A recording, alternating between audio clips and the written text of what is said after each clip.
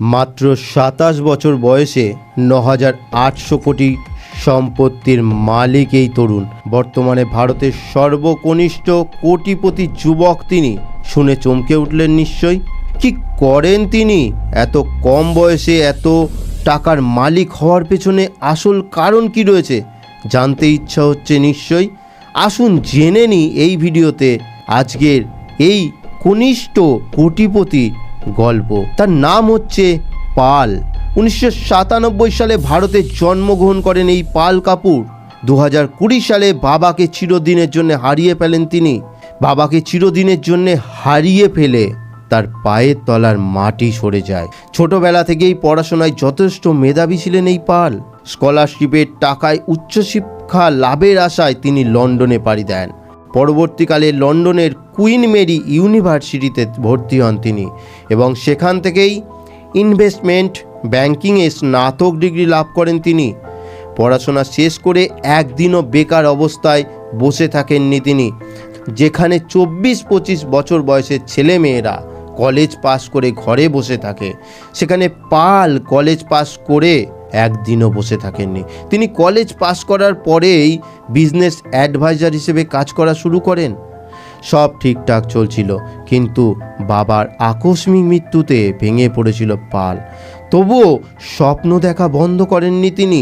যেখানে সাধারণ মানুষ বা সাধারণ পরিবারের ছেলেমেয়েরা ভেঙে পড়ে, সেখানে পাল কঠোর মনোবল এবং মনের জোর নিয়ে নিজের চেষ্টার ২০২২ সালে বিলিয়ন টেকনোলজি প্রাইভেট লিমিটেড নামক একটি সংস্থা স্থাপন করেন। এরপরই জাইবার 365 নামক একটি স্টার্ট আপ এস্টাবলিশ করেন তিনি। আর্টিফিশিয়াল ইন্টেলিজেন্সের ওপর নির্ভর করে তৈরি হওয়া এই কোম্পানি মাত্র ৩ মাসে সাড়া ফেলে দেয় বাজারে।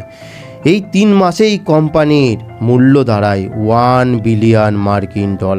যে বয়সে বাবার টাকায় দামি বাইকে ঘুরে বেড়ায় কিংবা অসৎ সঙ্গে জড়িয়ে নিজের জীবন নষ্ট করে দেয় তরুণেরা, সেই বয়সে একটা ছেলে ৯,৮০০ কোটি টাকার কোম্পানির মালিক। পাল কিন্তু শূন্য থেকে শুরু করে আজ এই স্থানে পৌঁছেছে। বাবার শিক্ষা, নিজের অধ্যবসা এবং নিজের অক্লান্ত পরিশ্রমের উদাহরণ হচ্ছে পাল কাপুর। আপনাকে কোটি টাকা ইনকাম করতে হবে বা উপার্জন করতে হবে আমি কখনোই বলছি না। সবাই একই রকম কাজ করবে সেরকম কখনোই নয়।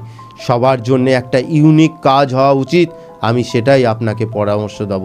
কিন্তু পালের এই গল্পটা সবার এই কারণে জানা দরকার, কারণ একজন ২৭ বছর বয়সের একটা ভারতীয় ছেলের জেদ, বিচক্ষণতা, পরিশ্রম ও সাফল্য বহু তরুণ ছেলে মেয়েকে ভালো কিছু করার আত্মবিশ্বাস দেবে।